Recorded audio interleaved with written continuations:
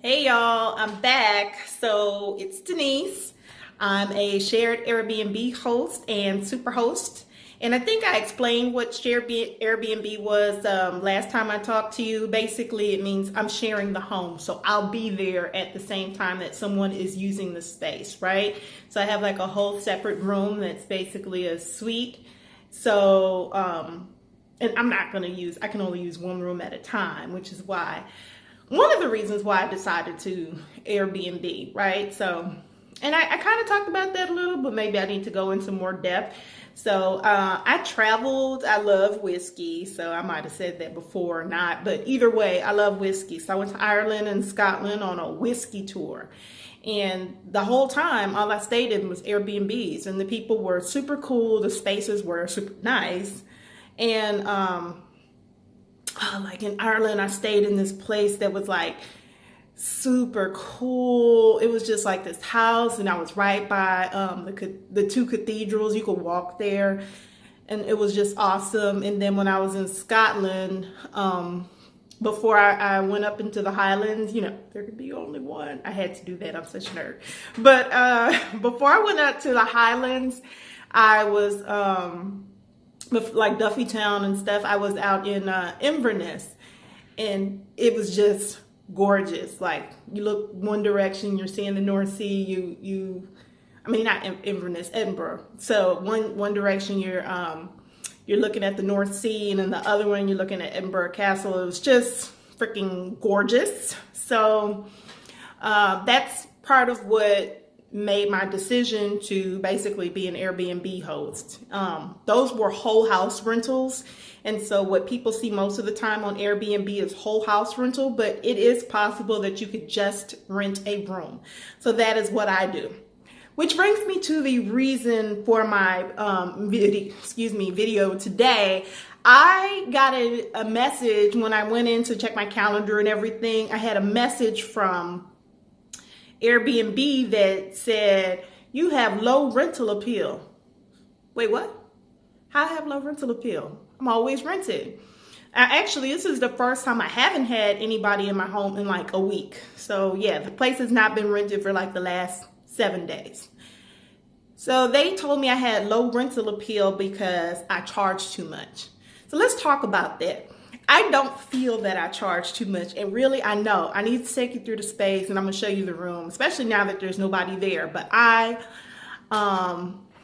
it's not gonna be today because obviously I'm in like a filming space. So this is all nice white room. So that's why I'm filming here. But I would like to take you through the space. When you are setting your price,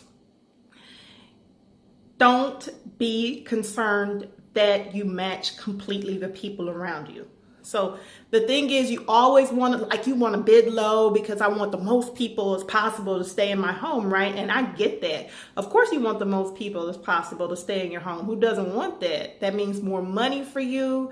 That means more you can do around the house. There's just extra cash in your pocket. So I get it totally. But you don't need to be the cheapest person. Let's give you an example. When I first started doing Airbnb, I did my research, right? So I'm looking at what people are offering, what the spaces look like. You could be in a space where there is a house with an air mattress and a blanket, and that's going for $35, sometimes more dollars a night. Airbnb is expecting you to match homes in your community. So if that home is in your community and they're charging $35 a night and people are renting it, be like, yeah, maybe I should come down to 35. Nah, B, nah. You can't charge $35 if you have basically a suite with a bathroom and towels and sheets and a real bed and a TV and Wi-Fi. Do you see what I'm saying? So I get it. You want to be cheaper, but you need to price your home in line with your community, but in consideration of all of the amenities. Like for my house, I allow my guests full range of the house. So they can access the kitchen, they have access to the basement and the laundry. They have their bedroom, which pretty much is off limits is my room, the workout room, and my bar. Everything else is kind of open. There's a TV in their room. There's Wi-Fi. So y'all saw when I put better Wi-Fi in.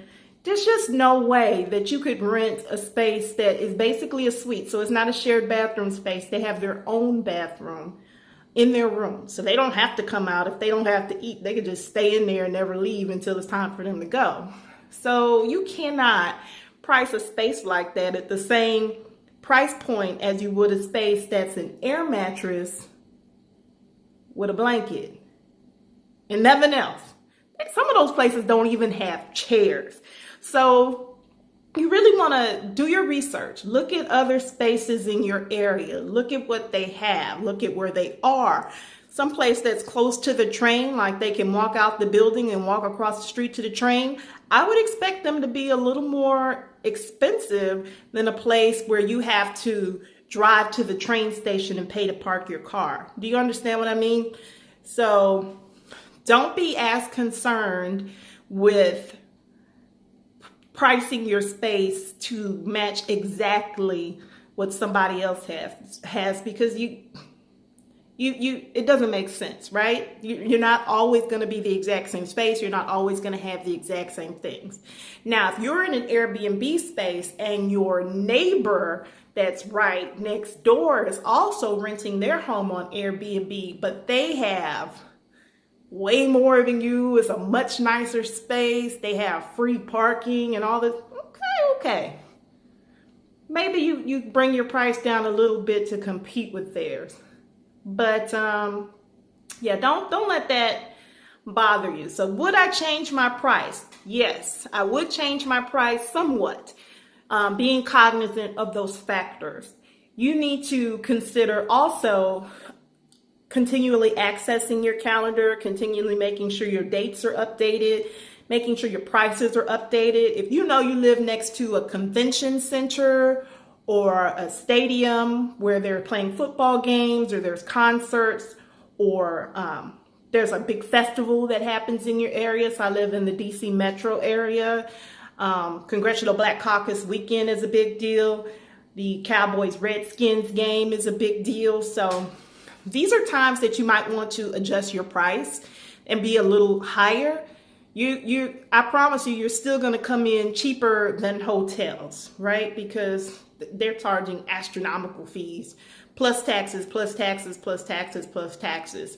And so you do have your local taxes for your community, but I can guarantee you that you're most likely going to be a whole heck of a lot cheaper than where the hotel is. And if you can offer parking and some of you might be offering whole space, that's a big deal. So consider changing your prices as needed, depending what's going on in your environment. And I would say, I think that's pretty much what I want to say on pricing. The one other thing I would say, and I would, obviously I'm Black, y'all. Because I'm Black, y'all, and I'm Black and Black. Okay, I'm so silly. Anyway, the one other thing I wanted to say, I am obviously a single girl on Airbnb. And so people are like, oh, how do you feel having somebody in your house? Y'all, not that nightmarish things couldn't happen, but generally you're okay. Like, they got these people's credit card. I have security cameras in my house. There could be possibly a weapon. I let my Airbnb guests know this. Like, the cameras are not trained in anyone's room. They're trained to be outside. But there's not a lot going on with the system. I know where you are in my house, right? So not even just hearing them, but the sensors will go off in my house. So it's not something I'm really afraid of. So I know there's a lot of Black people, out there like me, single girls who might be afraid to do this. And I would say the extra money is great. I wouldn't say don't worry, always be vigilant about your safety and welfare, but I've had great experiences, and I've been doing Airbnb over a year, and I've been a super host over a year. Yeah, so I think it's worth it. Be smart about what you do, be smart about your pricing, check what's going on in your area, always do your research, see what other people are offering and what you're offering. to compete with that. And, you know, you want the best reviews. I've gotten fantastic reviews, but I think that's pretty much all I have to say about it. If you like this, you know what I'm going to say. Y'all know what I'm going to say.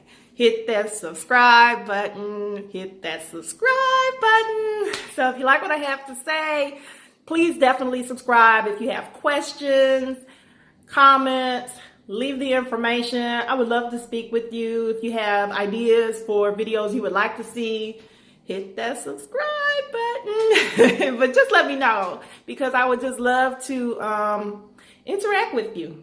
So I appreciate you guys, and this is it until the next time. Bye.